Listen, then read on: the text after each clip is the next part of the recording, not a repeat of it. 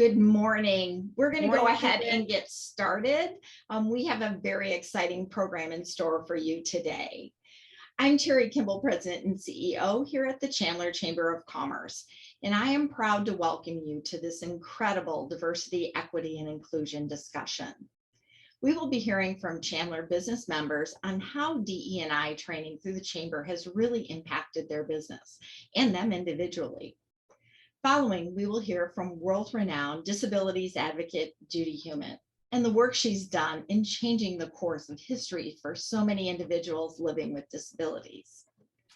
I would like to do a shout out and thank the members of our Chamber's Diversity, Equity, and Inclusion Committee for all of their help in creating this incredible program. So at this time, I would also like to introduce our board chair for this year, and who is a leader in his own right, and that is our board chair, Mr. Rick Heumann. So Rick. Thank you, Terry. On behalf of the Chamber, I get to introduce a lot of people, a lot of meetings and things like that, but I never actually think I've actually got to introduce my sister. So the Chandler Chamber is super proud to have my sister, my big sister. She better not call me her baby brother is all I'm asking her not to do. I've lived a lot of the years with my sister through a lot of the battles and fights over the years. So with no ado, I'm going to turn it back to Terry, but just to welcome everybody and welcome to my sister for doing this for us. So. Well, Rick, thank you again for your leadership this year and making sure that this continues to be at the forefront for Chandler businesses. And of course, this event would not be possible without the support of our sponsors. We have PayPal, Toyota Financial Services, Intel, Edward Jones, Terry McKibben, Salt River Project, and Wells Fargo. So before we dive into our panel discussion, I'd like to introduce our moderator for today's event, Crystal Blackwell. Crystal is the founder and CEO of Crystal Clear Results. She has 20 plus years of experience in serving in senior leadership roles at Fortune 100 companies, such as Liberty Mutual and Chase Bank.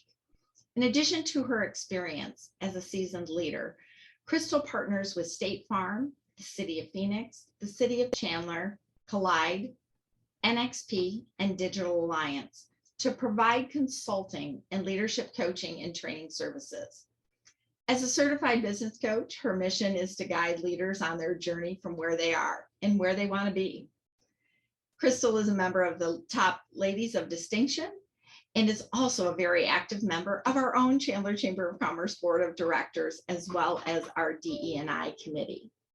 She holds a bachelor's degree in psychology and business management and is certified in diversity inclusion training. So thank you, Crystal, for joining us. You know I'm a huge fan, and I appreciate all that you do in bringing these programs to light.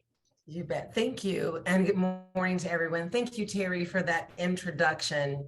First, in today's program, we will hear from Chandler's business members who have received diversity, equity, and inclusion training and certification through the Chamber's leadership program.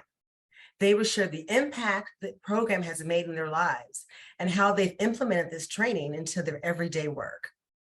So first, we want to meet Jan Sanchez. Jen works as the Community Affairs Manager in the Global Public Affairs and Sustainability Department at Intel.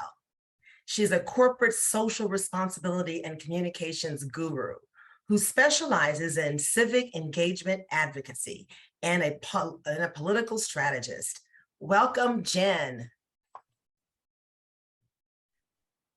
Hi, Jen, you're on mute.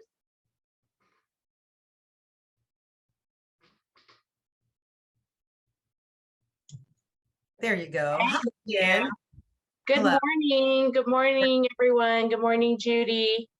I am the Community Affairs Manager at Intel, Arizona. For more than 50 years, Intel and our people have had a profound influence on the world, driving business and society forward by creating radical innovation that revolutionizes the way we live. Our commitment to positive global impact is embedded in our purpose to create world-changing technology that improves the life of every person on the planet. Through our RISE 2030 goals, responsible, inclusive, sustainability, and enabling, We commit to and achieve positive global impact that includes accessibility. Accessibility is a key part of our RISE 2030 strategy. We are committed to making technology fully inclusive, expanding digital readiness, advancing accessibility, and increasing the percentage of our employees who self-identify as having a disability to 10% of our workforce. We have also committed to ensuring all user experience teams have adopted inclusive design and research practices with the relevant design and research operational support. And we are working to ensure every client computing platform we produce expands accessibility for more people than ever before. Wow, that's fantastic. You bet. Jen, thank you for your work, your commitment, and also big, huge shout out to Intel for the 10% goal to really having disabled people in leadership, which is amazing. So thank you. Thank you for your commitment. And next we have our second member, my friend, Tyler Conway. Tyler is a senior manager at PayPal within Global Enterprise Risk Management. He is a leader within the business community, champion DE&I efforts. He's developed the global PayPal Pride program, Chandler Pride, and he co-chairs the Chandler's DE&I committee. And he serves as the city commissioner with the City of Chandler's Human Relations Commissions. Welcome, Tyler. Hey, thank you very much. So as Crystal mentioned, I'm with PayPal. PayPal, like Intel, focuses very much on having an inclusive work environment. PayPal services a global community. As we know, disability is something that does not discriminate on national origin, race, age, background. So it sort of webs itself into our inclusive framework to make sure that all of our facilities, work processes, hiring practices focus on enabling the widest net of talent, and particularly making sure that all of our facilities and work processes are adapted to the needs of individuals with disabilities. I think PayPal thrives when we're connected to the broader group of humans, and you can't do so if you're not inclusively hiring. PayPal has done a lot with our employee resource group Thrive, which focuses on employees with disabilities. I think the biggest pride point we have in our efforts here really lies in allowing this group to complete audits of our facilities. We have baselines, I think, for any facility that sort of comply with legal regulations, but that doesn't necessarily mean our facilities are adapted. So looking at opportunities where we can make reasonable design changes, alterations to the floor settings, lots of things we can do to make the floors more accessible was a site program that Thrive drove, and then really helped us drive sort of our remote strategy location. So I think as the world addresses, pandemics again and again, and have had that remote relocation, we found probably the easiest way we've expanded that adaptive net to disabled populations is by having so much remote offerings. So one of the things that we note from our disabled employees is how adapted home environments are to the needs of those individuals. So when we focus that outwards and look at our location strategy as something that is more virtual, as we've done in Arizona, we're looking to cast an even broader net. Good. Excellent. Thank you. Thank you for your work at PayPal. And also, thank PayPal for using the remote workspace as an opportunity to really dig into some disabled people and giving them opportunities, which again widens that net. So thank you. And thank you for your support in the community. And next we have Amy Griffin Johnson. Amy has been a public servant and advocate for 21 years. I think she looks 21. I mean, how 21 years? Wow. Her advocacy work specializes in family and disabilities, and she's a CEO and founder of Advocate Solutions. This work includes helping vulnerable populations navigate local, state, and federal systems. Wow, you're needed, absolutely. So please talk to us and share with us about what you do as an Advocate Solutions. Sure, thank you, Crystal. So like Crystal said, I'm Amy Griffith Johnson with Advocate Solutions.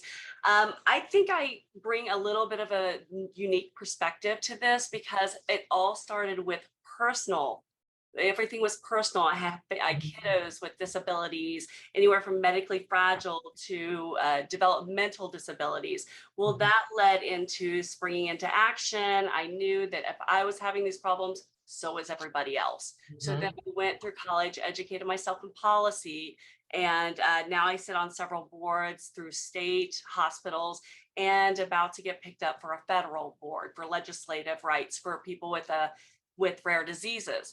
So a little bit of what I do is I will go in and be invited to be on teams to help navigate those systems, whether they're with 504s, you know, or an IEPs with children with disabilities going into the public school system, all the way down to being invited to be on teams for kiddos that are in the foster care system that actually need those services, that haven't received them and they don't know how to get them. The foster parents, they're exhausted, they're frustrated. So they bring me in and I help them navigate those services, and I become a part of a larger team in trying to navigate and coordinate those for them.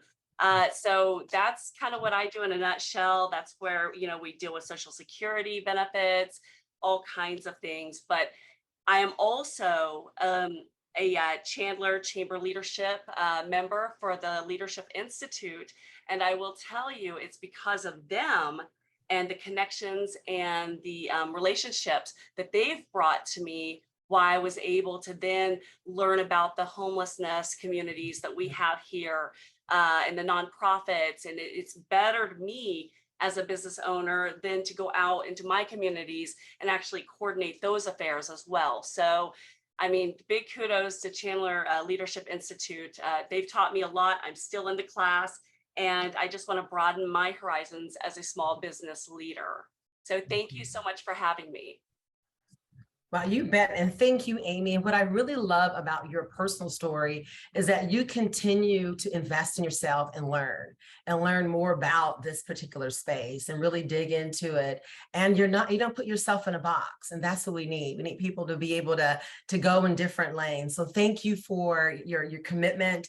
And we appreciate you being here with us. So next is going to be an honor to introduce the incredible Judy Heumann. I tell you, this lady, I'm just amazed. This is such an honor for me to even moderate this. She doesn't know, but I'm going to become her best friend. Judy's a lifelong advocate for rights of disabled people. After contacting polio in 1949 and requiring a wheelchair for her mobility, she was denied the right to attend school because she was considered a fire hazard. She was 5 years old. Her parents played a strong role in fighting for her rights as a child. But Judy determined that she, in collaboration with other disabled people, had to play an advocacy role due to continuous discrimination. She stepped up. She is now internationally recognized leader in the disability rights community. And you know what, you guys, sometimes we hear a lot of this stuff all the time, expert this, internationally. No, this is the real deal, you guys. Judy really is well-known internationally for what she's doing. She has been featured in numerous documentaries. You have got to see Crip Camp. I'm telling you, it is a must-see. I loved it. I was a student. In that, I was taking notes. It's beautiful. You got to see Crip Camp. It's a disability revolution. It's on Netflix. She was on TED Talk. I mean, she was one of 100 Women of the Year and for Time magazine. Published author. She has her own podcast. Any podcast, you know, me, I'm a podcast junkie, love podcasts. You have to listen to her July's podcast. It's super unique. It's very cool. It talks about disability and it really hits the pride community.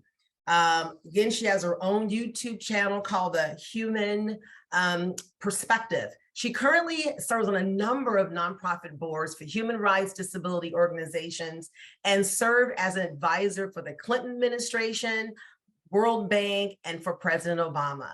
She has been instrumental in the development and implementation of legislation such as Section 504. That is her legacy. The Individuals with Education Act, the Americans with Disability Acts, the Rehabilitation Acts, and the UN Convention on the Rights of Persons with Disability. Judy graduated from Long Island University and received her master's in public health from the University of California, Berkeley. You go. She was also awarded honorary degrees from universities from all over the United States. Welcome, Judy. We're really excited to have you.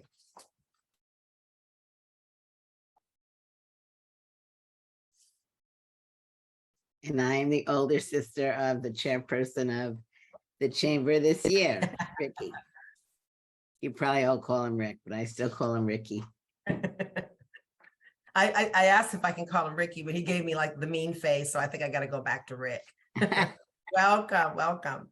So our Diversity, Equity, Inclusion Committee has prepared a few questions for your discussion with the support of Terry.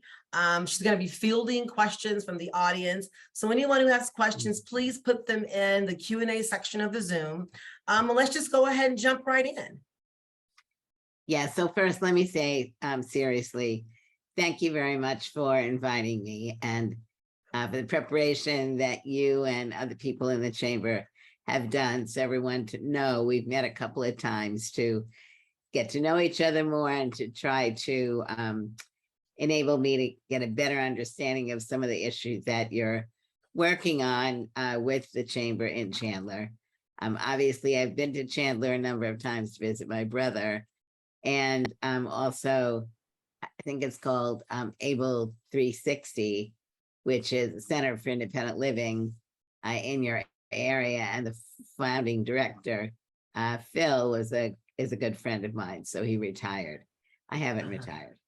But let me just say that one of the reasons why I feel this discussion is really important is as companies like yours, both in the United States and around the world, are beginning to look at the issue of diversity, equity, and inclusion, and are beginning to include issues affecting disabled people, both as employees and as customers, and as family members who may have someone with a disability in their family that could be impacting work. I think people are beginning to recognize a number of things. One, historically, and still in some countries, and probably still with some people here in the US also, there is this perception that if you have a disability, you're not able to do meaningful work. You're not able to make an integral contribution. And I think that's really something that DEI work is doing in a more significant way by also bringing the voices of disabled people forward. And one other thing I want to say before we open this up for discussion is disability is very unique. It's unique in as much as most people are not born with their disabilities, and disability cuts across everything. So Black, white, Latino, Indigenous, straight, gay, Jewish, Muslim, whatever the issue may be, disabled people come from within those communities. Some born at birth, most not. So those individuals who are facing double, triple, quadruple areas of discrimination frequently are being additionally adversely affected because of people's preconceptions of disability, and also because of opportunities that people may or may not be getting as they're developing in their communities. And the more our community is accessible, and now I know we talk about accessibility and people think that it's really the built environment, but I want to say that ultimately what we're looking at is not just accessibility. We're looking at issues of inclusion and belonging. Yes. Just like every other group. So I think ultimately what we're having to do in every area is to really look at personally and as groups, what are some of the messaging that we've grown up with, which have allowed us to feel one way or another towards people. Right. And what we need to do in order to be educating ourselves about what the real issues are, what we as individuals and companies can be doing to make substantive changes, and to really recognize that it's something we need to be measuring. We need to look much more in depth at how we determine whether change is really occurring. Because the types of barriers that people faced and face today here in the US and around the world, while many of them have been falling to the wayside, even those that have been falling to the wayside have not completely fallen to the wayside, and there's still some very substantial barriers that exist, one of which is employees of your companies who may well have disabilities, who are afraid of disclosing their disabilities because they're worried about not being able to get advancement. Absolutely. You're 100% correct. I love how, Judy, you really highlighted the fact that disabilities crosses everyone. It's the big wide sweep. We're talking gender, sexual orientation, all those different areas, and how oftentimes they're triple, quadruple, or even more discriminated against. Ageism can play into it, their disabilities, race. So this is a really huge group that, I mean, as Americans, as people who care about, DE&I, should really lean into. So thank you for really highlighting that for us. Welcome. So I have one of our first questions here. Judy, you led a 23-day sit-in for disabilities advocacy at the federal office in San Francisco. Tell us what your experience was like. So I think, what Crystal was saying, both about looking at the movie Crip Camp, as well as my book, Being Human. And for those of you who have grandchildren or younger children, there's a younger book out called Rolling Warrior. The reason I mention all of those, and there's other materials out there, is to really get a bigger picture, because the demonstrations, which were actually about 26 days, were a part of a much bigger issue. And so I think it's really important to realize that one day a group of people didn't wake up and decide, today we're going to have demonstrations around the United States, but rather it was a confluence of things that have been going on since actually 1972. So a little brief history. In 1972, there was a law that was up for reauthorization called the Rehabilitation Act. It was vetoed by President Nixon. And when it was vetoed, he vetoed it because he said that the expectations that were going to be raised by this legislation to disabled people were unachievable. And so we started, when I was living in New York at that point, still in Brooklyn, we had formed an organization called Disabled in Action. And we held demonstrations in Manhattan, 2 different days, protesting the vetoing of this law. Finally, in 1973, the law was signed. And as you all know, when laws are passed, regulations are developed. So Section 504 and Section 503, some of you may be more knowledgeable about 503 if you're a federal contractor, but this particular work that was happening was focusing on Section 504, which says if you're an entity that gets money from the federal government, you can't discriminate against someone based on disability. What needed to happen was the development of these regulations to define things like what was discrimination, who had a disability, how could you address making things accessible when we were having to look back as well as forward. Back, for example, every public school, every university, every hospital, state and local governments, all of those were going to be covered, transportation. And remember, at that point, there really was an emerging disability rights movement, but it was really small. I would say the largest voices in this area were in the disabled veterans communities and parent organizations. Veterans, because after the Second World War, there were many people who were living as a result of penicillin and other inventions. And then we had the Vietnam War, where more soldiers were coming home injured, and they were coming back to communities where they couldn't get across the street because there weren't curb cuts. They couldn't get into buildings because there weren't ramps. Doors weren't wide enough, even in hospitals, whatever. And so they were beginning to, they had support from the federal government for these veterans groups, and they were beginning to work in these areas.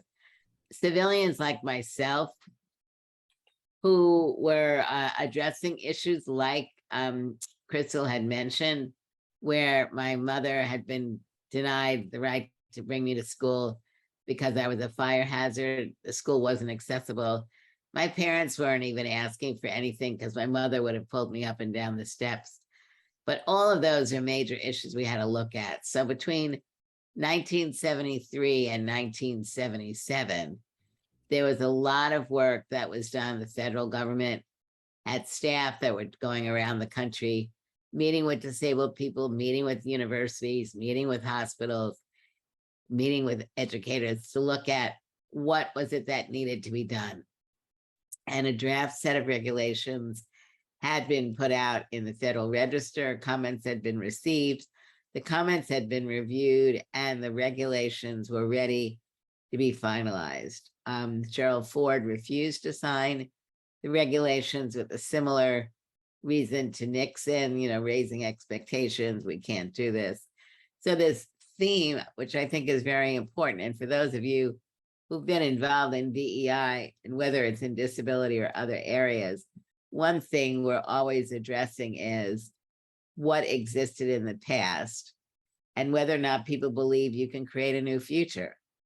And so for those of us with disabilities who had been working for 5 years now on the development of these regulations, we knew that the proposed regulations were a major compromise. Obviously, as the group that the legislation was written for, we wanted things to be able to be more rapid, bring about change more rapidly, but also clearly understood that everything is compromise in politics, and that we'd been involved in that for years. So what ultimately happened was Ford, as I said, refused to sign. Carter was elected. He had promised to sign. And then we were learning that the head of what was then called Health, Education, and Welfare, who himself had been a lobbyist for hospitals and universities, was going to be doing a review of the proposed regs. And we were very concerned that they would be an attempt made to water them down further. So all that being said, there had been another organization formed in 1975, which was the first cross-disability organization, pretty much in the history of the US, called the American Coalition of Citizens with Disabilities, which unfortunately only lived about 7 years. But this organization, I was on their board, basically said that we were concerned about what we were hearing about the regulations not coming out without being watered down further. And it was that organization that basically we passed a motion that said if the regulations hadn't been signed by a certain date, that there would be demonstrations. Now, why in San Francisco were those demonstrations more successful? I think one of the reasons and why they lasted as long as they did is the disability rights community, for various reasons in California, was evolving more rapidly than in other states. Partly the result of a man named Ed Roberts, who himself had polio. I had polio. He became the director of an agency under the governor, and he started to help support the creation of something called Centers for Independent Living, which you have in Arizona. Mhm. One of the outgrowths of the work in California was national legislation in 1978, which has provided funding to every state for creation of these community-based groups.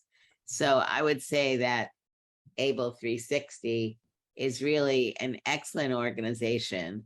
If you haven't already been there, they have a gym, which is an integrated gym. They're I think a great organization, and their building houses many different organizations that are doing disability rights work.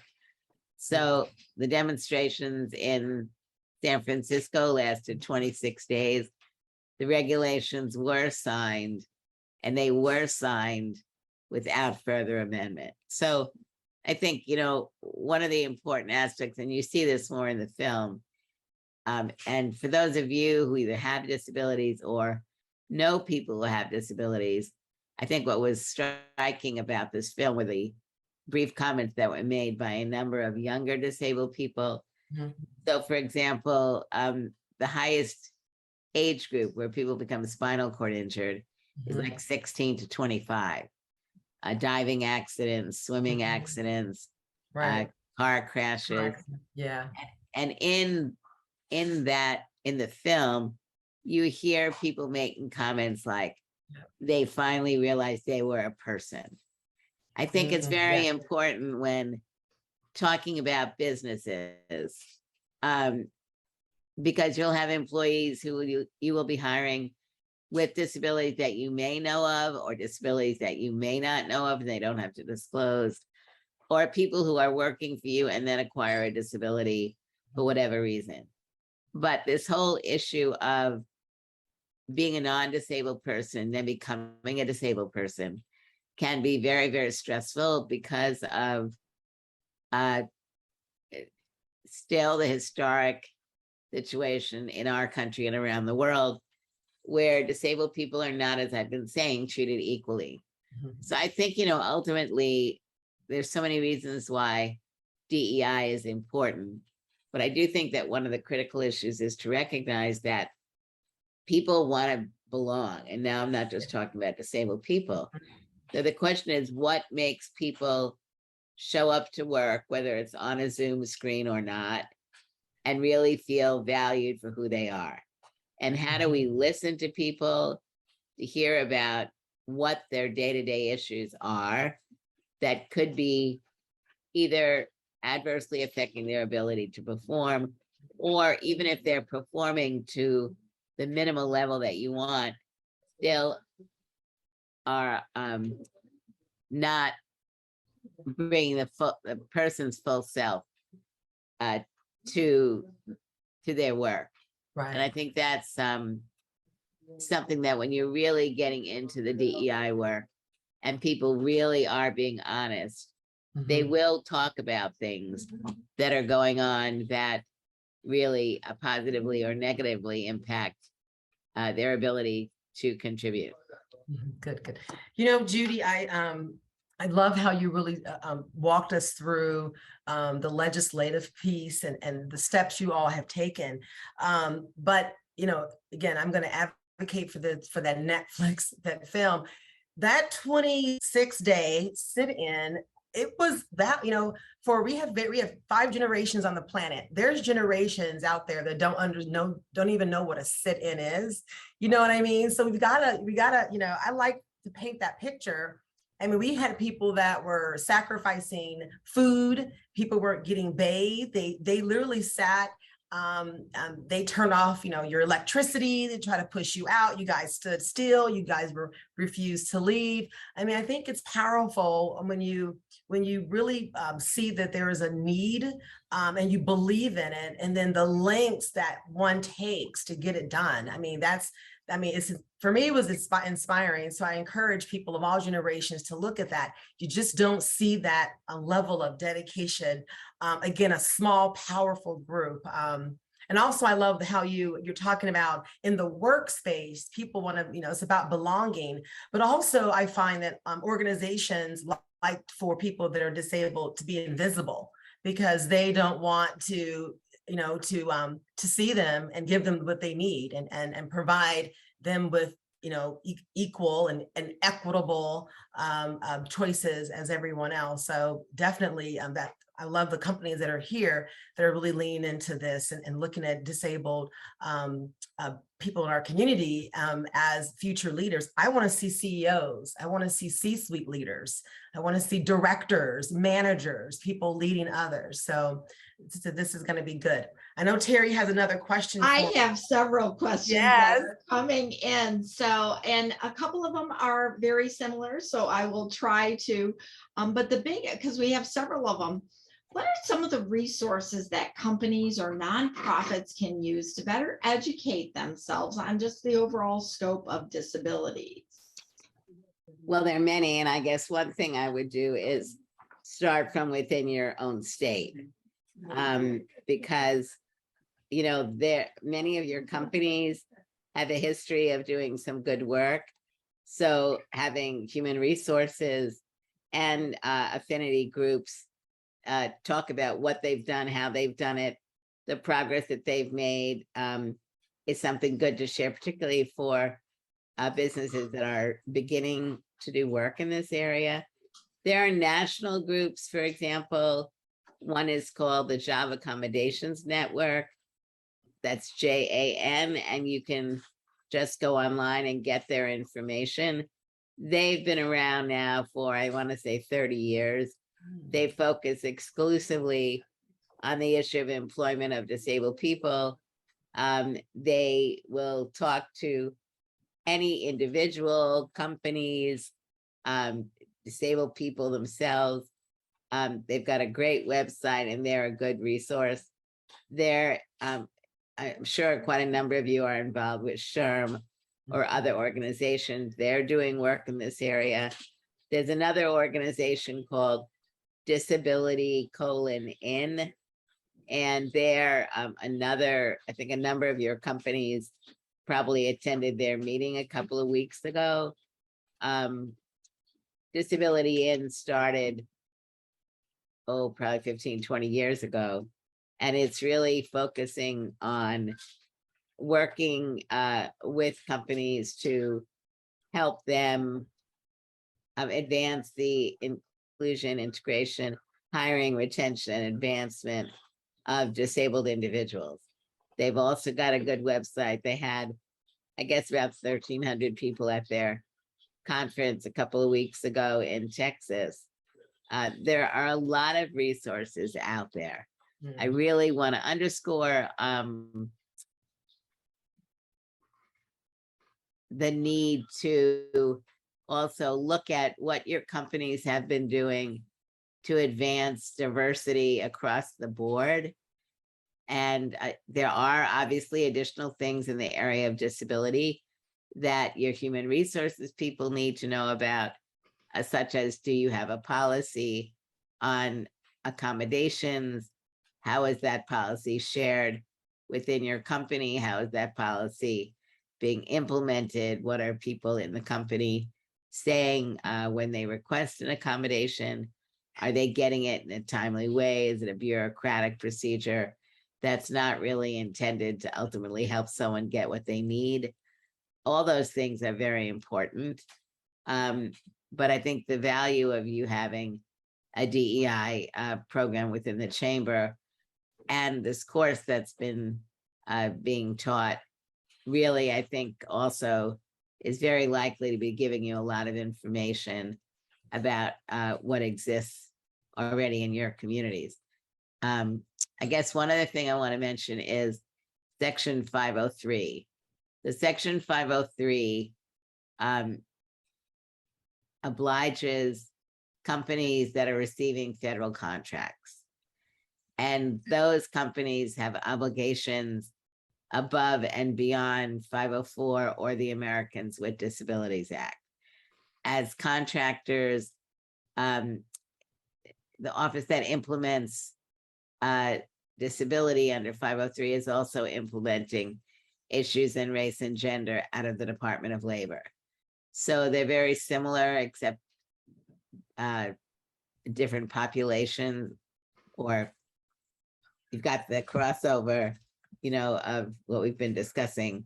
Disabled people come from every group, which also means that when you're looking at gender and when you're looking at race, for example, looking to ensure that disabled people who come from different racial backgrounds also are being counted in the work that you're doing. But in the area of Section 504, there is an aspirational goal that companies will be hiring up to 7% of their workforce as disabled people. And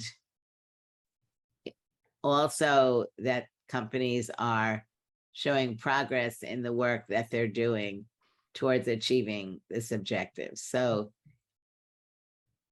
I presume that DEI in your companies is looking at all these different issues, whether you receive federal money, either covering you under 504 or as a contractor. But in general, the Americans with Disabilities Act obliges you under Title I to ensure non-discrimination, et cetera. And, it's very important to talk about the legal obligations. At the end of the day, it would be really nice to be able to think in the future how the motivating factors for doing this is not based on legal obligations, but rather based on the fact that companies, I think, more and more are really recognizing that diversity, both for the boards of directors, for senior leadership and staff, and customers, is bottom line beneficial for the company. Absolutely. Absolutely. Judy, if you don't mind, could you please define disability and really talk about the silent disabilities so that people get a better understanding what is disability and maybe they are in that bucket and didn't even realize it. Yeah, so disability is something that limits one or more major life activities. So that would be covering people with obvious physical disabilities that you could see, sensory disabilities, deafness, hard of hearing, blindness, low vision. But then it gets into, and there's so many labels that there's no requirement that people memorize the thousands. As science gets better, we get more labels. Right. And some cases, it's increasing numbers of cancer, for example. We see increasing numbers of people with various forms of cancer. Cancer very likely is a disability. So remember, a disability is a limitation of one or more major life activities, a history of disability, or a perception.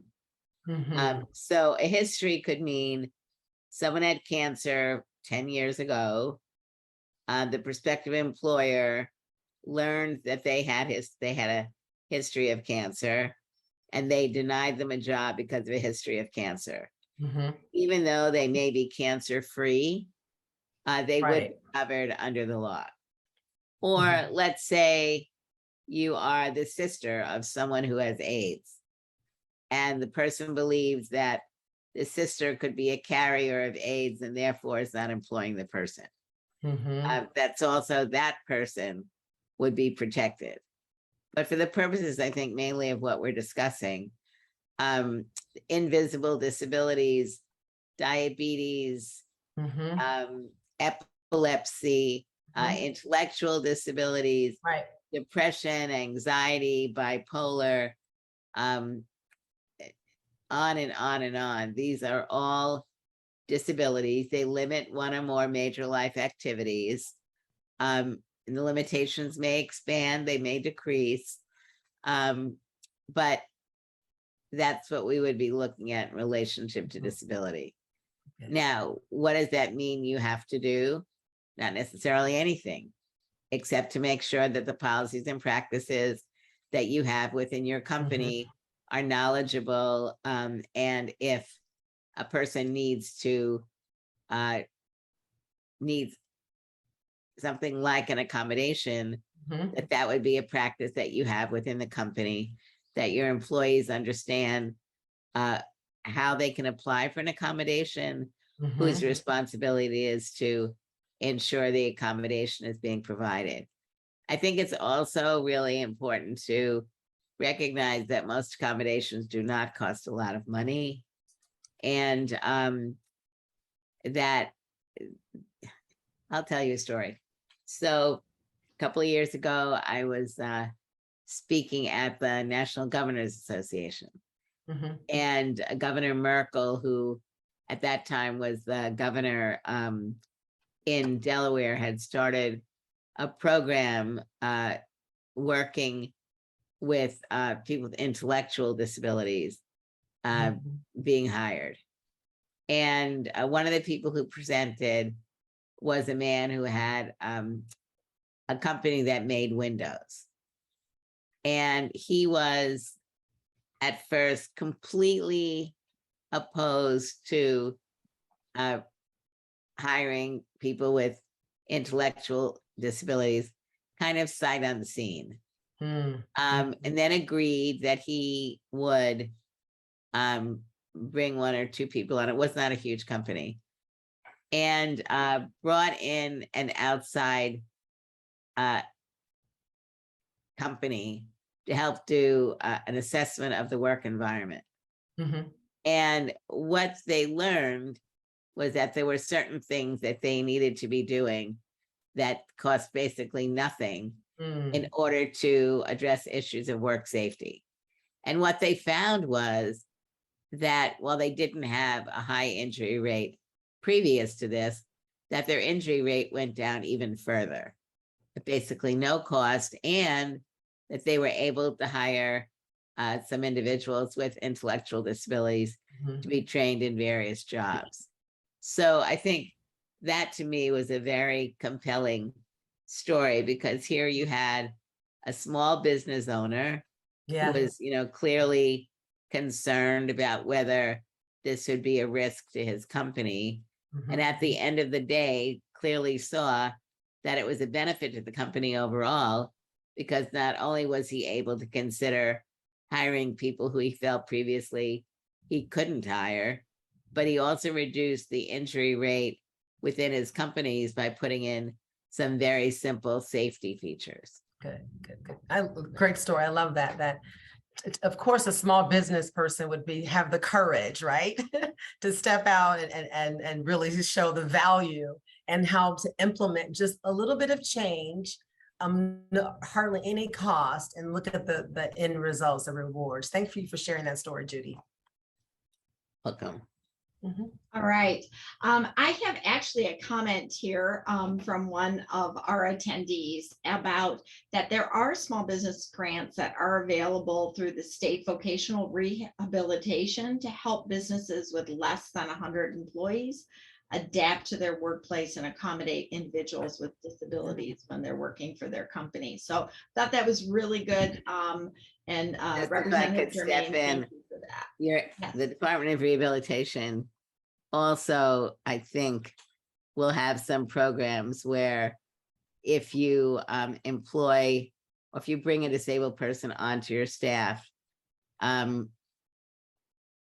for a period of time, they will help cover costs if there will be a guarantee that the person will obtain long-term employment after they've worked for, 2 or 3 months. But I think the bigger issue here is talking to someone from the Department of Rehabilitation to learn more about what programs the state has. Because I know a little bit about this, because when I worked in the Clinton administration, the Department of Rehabilitation was one of the offices under me. And so there are many different kinds of programs that the state rehab agencies provide, and it's really well worth getting a briefing from them. Great information. So you've talked a little bit about the ADA Act and how it works. And it really does affect the businesses in a positive manner. Can you expand upon that a little bit? So the Americans with Disabilities Act is an anti-discrimination law. So it basically covers employment, transportation, state and local governments, and other entities such as the entire private sector, right? So previous to 1990, some states had laws on the books which made it illegal to discriminate against disabled people in employment at the state agencies as well as private sector.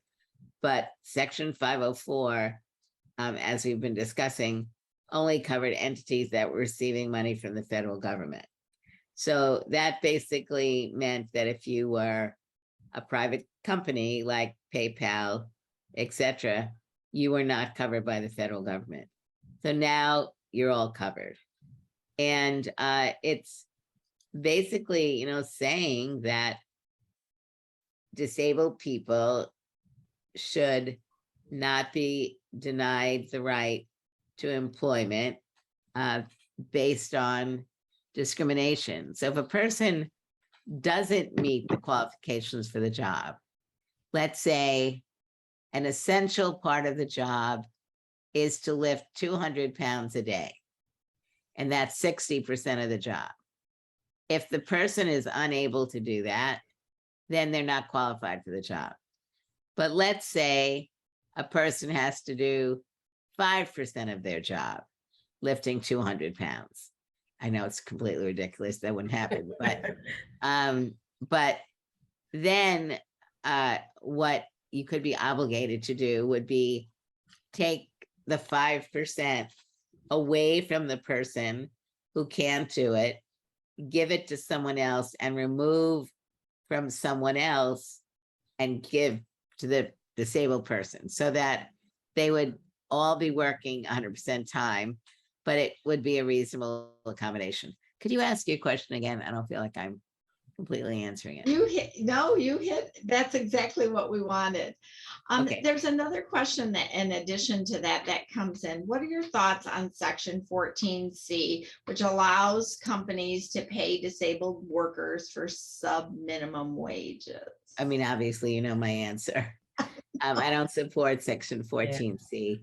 Yeah. So thank goodness there aren't that many people who are under that anymore. And I think I'm involved with a group called the National Organization on Disability. And they've been, Governor Ridge, the former governor of Pennsylvania, has been very, very, very involved in leading a campaign, as well as other organizations, to get rid of that policy. So I totally support it. What I think we're seeing is there are more and more states that have passed state laws making it illegal to pay disabled workers below minimum wage. Wow. So here's another question, and we're going to keep this because they are coming in fast and furious. So, and again, she thanks us for hosting this, but Judy, their company is considering an initiative to help our managers learn how to hold a helpful conversation with an employee who shares that they have a disability. Both the company and the manager holding themselves accountable to provide the psychological safety and accommodations are critical. But that is the first conversation is important. Do you have recommendations on how a manager should navigate that first conversation well? Yeah, so first of all, I would say I'm not going to give you an answer on that right now, because I think what's important is to look at what the company is already doing to help these kinds of discussions happen that may not be in the area of disability, because other communities have discussions that human resource people have had difficulty doing. So I think it's a discussion in part around how do you have a difficult discussion? Right. And it also means that the human resource people do need to understand what they've got in place, how to help ensure that the person is being listened to Mhm, and that they are able to do an appropriate review mhm, about what the person is requesting, which may not be anything as far as something tangible, money. It may be, I have had difficulty mentioning the fact that I think I got a poor evaluation because I was being evaluated inappropriately based on my disability. I mean, that it could be something like that to something more. Again, I think looking at organizations like SHRM, looking at Job Accommodations Network, another group that I think I may not have mentioned called is the Americans with Disabilities Act Regional Technical Assistance Program. I'm not sure if Arizona is covered by the Technical Assistance Center in Colorado or in the Bay Area, but it's called the ADA, Americans with Disabilities Act Accommodation Centers. So I would look to places like this to really get more information. mhm, I think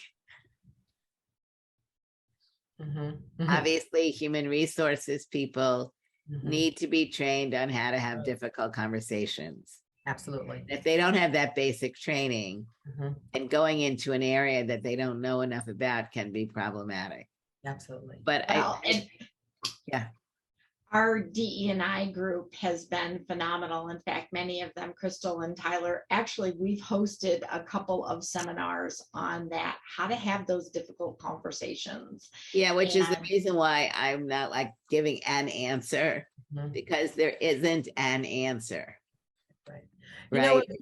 I like that you highlight, it's not about having that one conversation with that person. It's about giving everyone in the organization tools, education, so that they can deal with all. I think when we try to make little customized bit pieces, then that alone can make a person feel excluded. But an inclusive environment requires everyone getting all the tools equally, so that when, different things come up, that they're armed. So I like how you really highlighted that's not your lane, but having a difficult conversation. I think we all can maybe annually do like a quick tutorial on that one. So good. Thank you for that.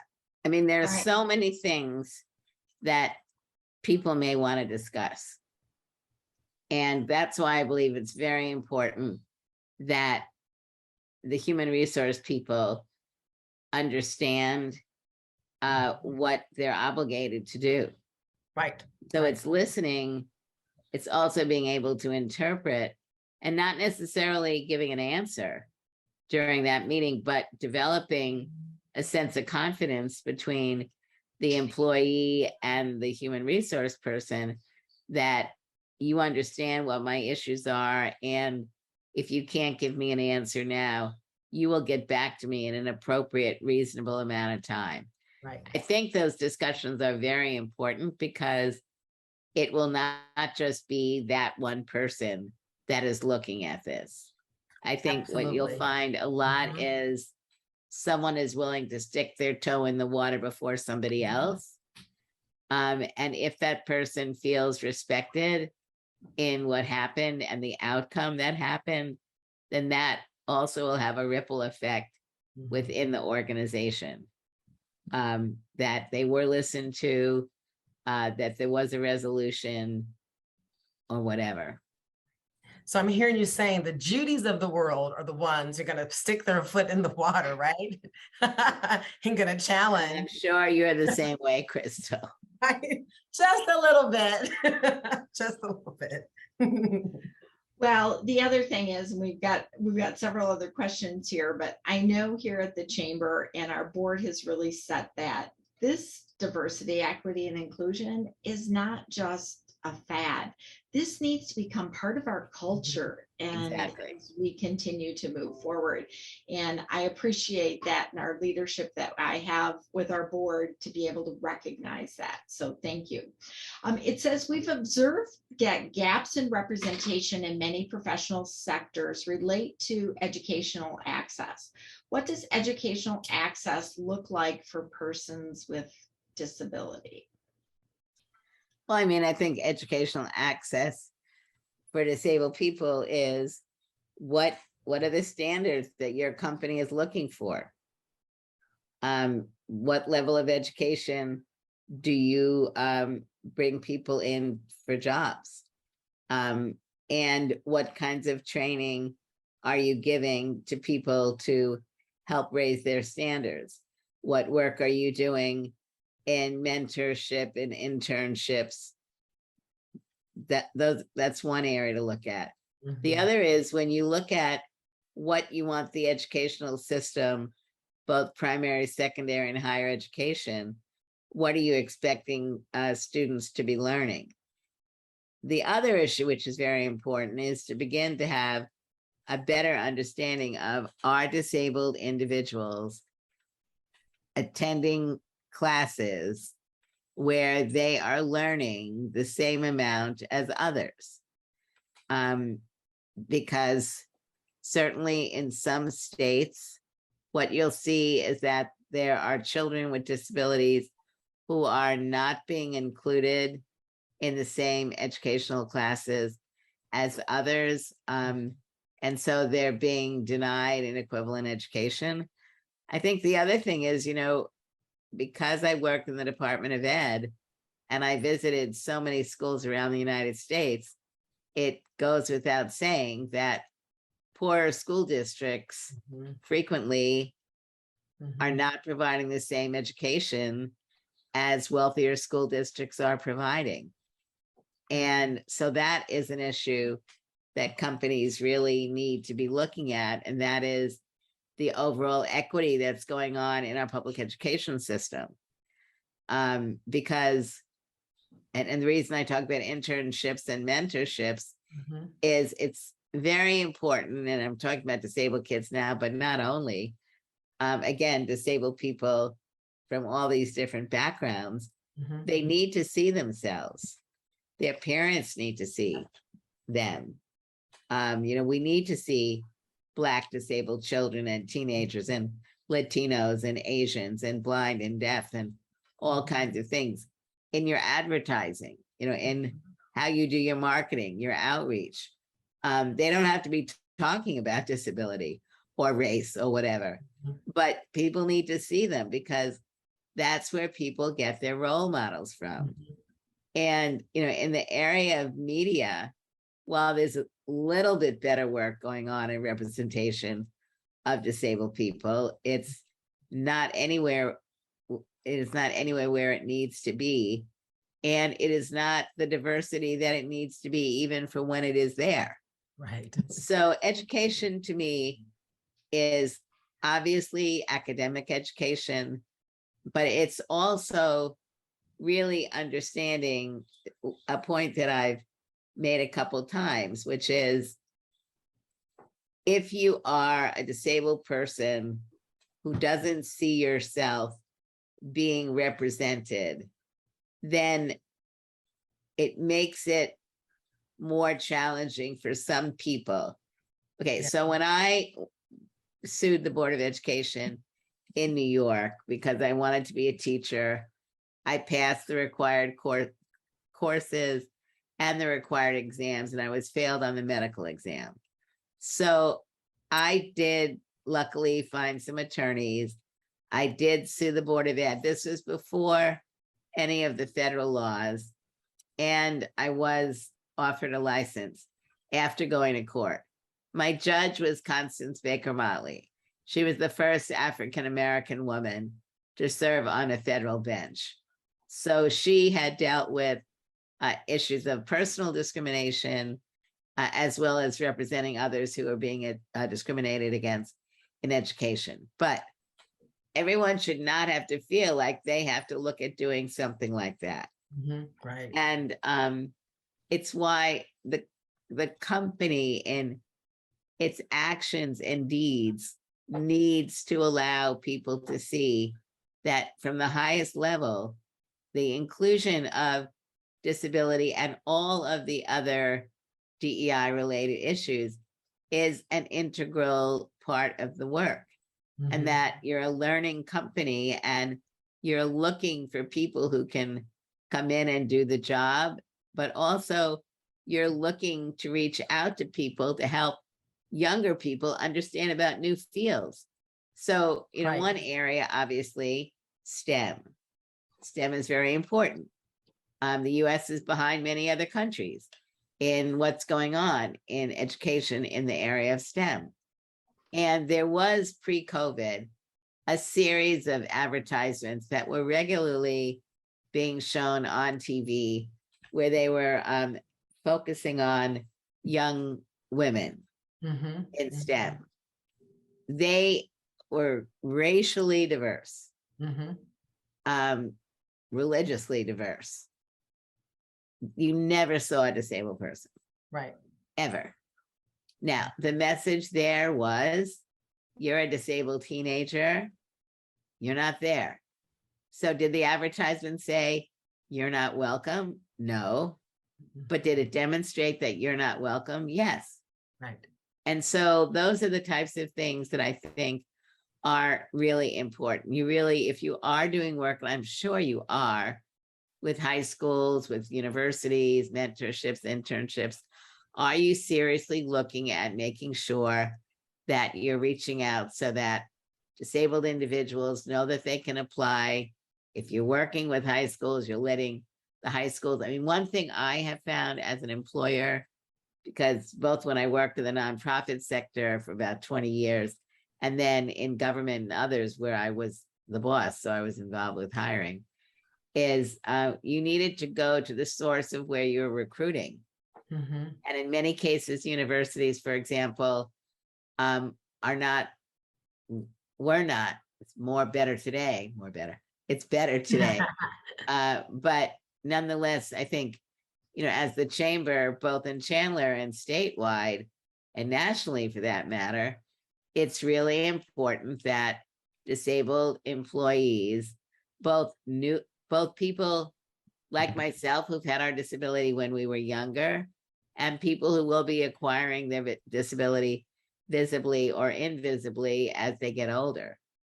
I think these are serious subjects that need to be discussed, and looking at companies that are doing better jobs in this regard and sharing that kind of information with others, which is why, Disability In is a group that I really like because they are very interactive.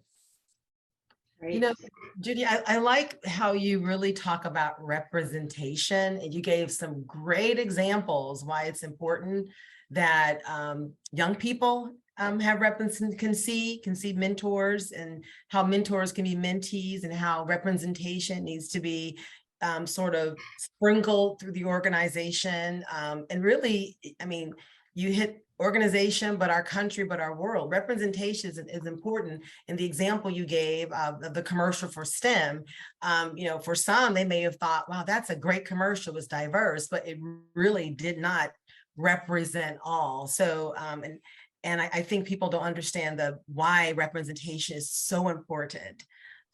It's not that people feel like they're trying to not represent others, denounce others. It's really lifting up the ones who seem to be invisible to the world. So thank you for that. You're welcome. So that ties in great with our next question. On your podcast, The Heumann Perspective, you feature interviews with disabled guests, asking them to share their experiences in various areas, such as being an LGBTQ plus disabled person, the experience of going from a non-disabled person to a disabled person, and more. Why is it important for the world to be enlightened about such specific life journeys of disabled people? Because it's learning. And, my expectation is that our program will not just be listened to by disabled people, but by others. But even when being listened to by disabled people, I think what's important about the movie, the books, the podcasts, of which there are many, it's for people with and without disabilities to be able to identify, to see that they're not alone or unique, and to learn about how people resolve things, which you may or may not agree with. But I think it's, bringing a subject which too frequently hasn't really been discussed and bringing it more to the forefront so that other voices can talk about their experiences and give legitimacy. So our program tries to, there's so many topics we could talk about on the program, so we only do 2 a month. But it's really allowing people to see how different people cope in different situations, in different countries, in different communities. It's just so varied. I know your last one, previously we talked about folks who have diverse and multiple spaces. Your podcast, you have a member of the LGBTQ community. She's also Latinx, and she also has what we call, I think she has a disability, more of a silent one. I think she was a bipolar, I think, a disability. Yes. And she talks about, I don't want to give up everything because I want folks to listen to it, but she really talks about those disabilities. And then social economic. She was from not from a well-to-do family, but how that all played into her journey. So yeah, that is worth the listen. That is worth the listen. Yes, you can shut it off. No, don't do that. No, of course I'm not encouraging that. So we do it as YouTube. We do 2 a month, as I was saying. And then the podcast, sorry. So we do the podcast, then we take the podcasts and put them into YouTubes. But yeah, and always like comments. And one thing that we're asking people in the program now is an Ask Judy. So if you have a question that you want to ask, then we do try to answer a question that doesn't have to be related to the topic that we're discussing. Well, here's another Ask Judy. What would you say to a child who may think their skin color or discriminatory genetic traits are disabilities? I would definitely say that skin color is not a disability. I would say that the acts of discrimination based on skin color, sexual orientation, disability have similar premises, that people are inferior, they can't make equal contributions, and then the histories behind the different communities, where the families of origin came from. There's just so much there, but definitely skin tone is not a disability. Now, genetics, that's a different issue. But even there, that's like very important, and some of the reasons why people have real concerns about DNA testing and other things, because people are worried about employers prospectively getting information like that and then saying, no, they're not going to hire you because of a future cost. Now, that would be an interesting issue because remember, under the definition of disability, 1, 2, or 3, I'm not a lawyer, so I'm not giving a projection, but I am saying that potentially under 2 or 3, there might be an issue. Great. But it's not a disability. It's not a disability if it isn't there.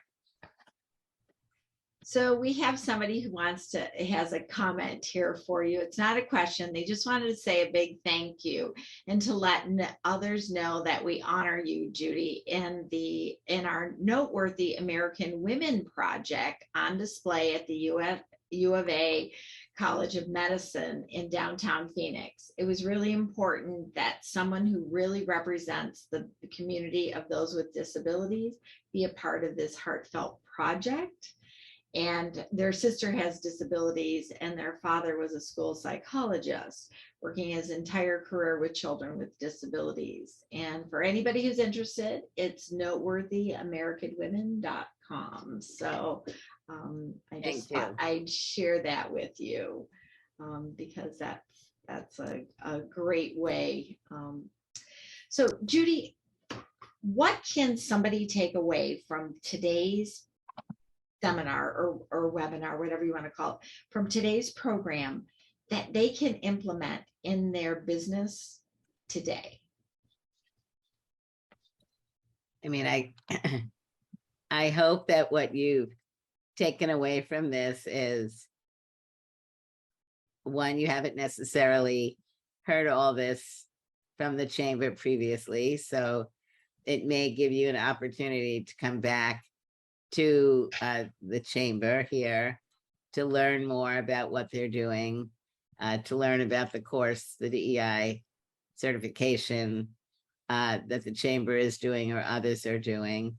Learn that there may be a need for further discussion on the issue where people can be learning from different companies about their journey, where they started, where they are now. And I think for me, it's also learning that you need to speak to your employees with disabilities and also learn about what exists in your community. Are you, when you are reaching out to hire new people, how are you reaching out to organizations that are working with disabled people? What are you doing with your universities, community colleges, other source state departments of labor? What are you doing to learn from them what they're doing in this area? And I think that it's not, I mean, for me, it's if you've begun to recognize that DEI is essential within your company for the bottom line of your company, meaning for your company to make progress, which is in part based on the diversity and openness of the company to ensure that you have a productive work environment where all people feel welcomed within the company, and where there is a recognition that diversity does enrich the company and the business that it's doing in so many ways. So I hope this was another learning opportunity, and you decide what you get out of it and what you do with it next. Thank you.